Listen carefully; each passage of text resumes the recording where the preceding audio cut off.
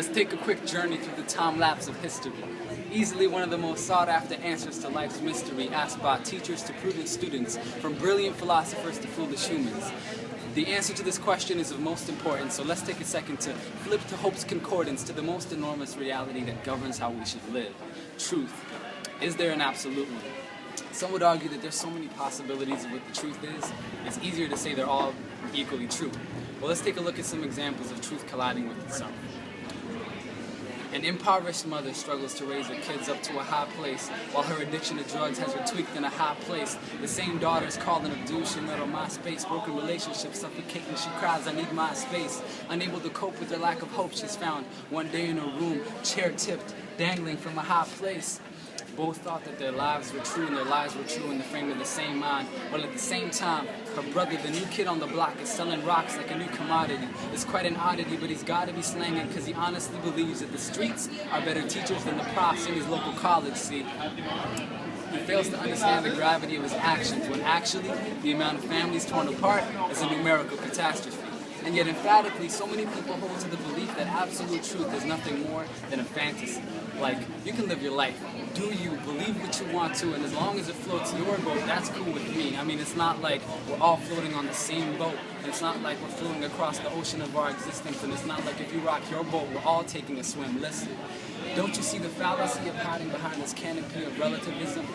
Objective truth trumps tried methods of mental acrobatics. And you say it's all subjective, at least until the validity of your truth is called into question.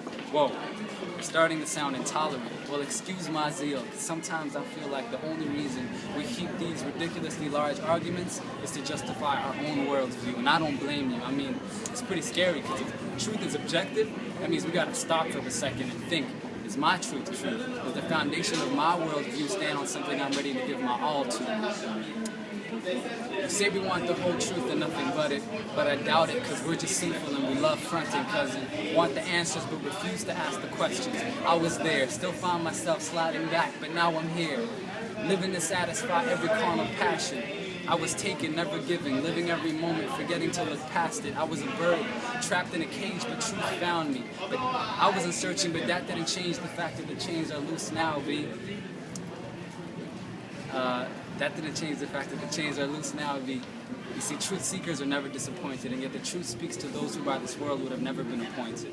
You see, truth confronts as much as it comforts. Folks weary from lies, you'll be surprised. Truth isn't just something you hear, it's something you see with your eyes. But look around you. We've traded in this truth for a lie. Some people live their life as if the truth was disguised, but it's not hiding. I promise you, seek and you'll find. Speaking of which, let's rewind back to this question in mind. What is truth? Truth is not a concept, but a person. And you should no more ignore him than a thirsty, dying man should pass up the well of water that stands before him. He's got a name. Some call him the incarnate author, creator, maker of it all, but still the humble carpenter. Still the Nazarene riding in on a colt with 12 close folks who dished him because they thought he reached the end of his rope. Humanity staring at the tomb he was laid in. Here lies truth that lived, breathed, and died. But wait, he rose. You need proof? My life is the empirical evidence he's alive and living inside, and I know. At the end of the day, at the end of this night, at the end of this poem, you can choose to leave these questions behind, but rest assured, there is truth, and the fact is it can't be denied. Why? Because if truth exists, that means everything else is a lie.